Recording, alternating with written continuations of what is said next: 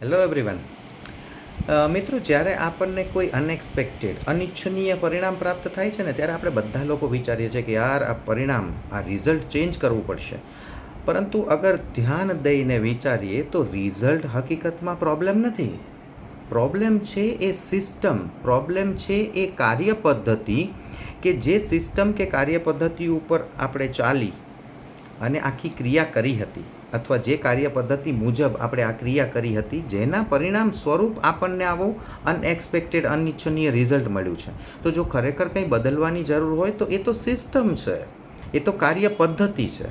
મિત્રો, જ્યારે આપણે માત્ર ને માત્ર રિઝલ્ટના લેવલ ઉપર કાર્ય કરવાનું કે બદલાવાનું શરૂ કરીએ છીએ ને, ત્યારે આપણને શક્ય છે કોઈ ટેમ્પરરી સોલ્યુશન્સ મળી જાય, પણ એ બધા ટેમ્પરરી કામચલાઉ સોલ્યુશન્સ છે.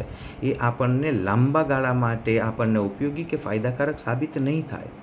જ્યારે વાસ્તવિકતામાં આપણે ફોર સમથિંગ ગુડ, આપણી ખુદની અંદર પણ કોઈ સારા ઘડતર માટે થઈને અને આપણા દરેક કાર્યની અંદર આપણને સારા પરિણામ પ્રાપ્ત થાય એ માટે થઈને જ્યારે આપણે કોઈ ઇમ્પ્રુવમેન્ટ કરવું હોય ને, તો હંમેશા સિસ્ટમ પર, કાર્ય પદ્ધતિ પર આપણે ઇમ્પ્રુવમેન્ટ કરવું પડશે.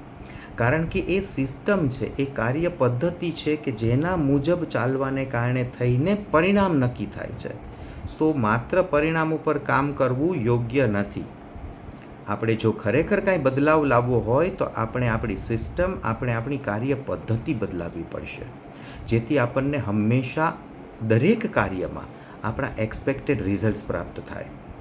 કહે છે ને મિત્રો કે ઇનપુટ્સ ફિક્સ કરો. જે એફર્ટ્સ આપણે નાખીએ છીએ, જે પ્રયત્નો આપણે કરીએ છીએ, એ ઇનપુટ્સ, એ એફર્ટ્સ ફિક્સ કરો, તો આઉટપુટ એની મેળે ફિક્સ થઈ જશે. Think about it.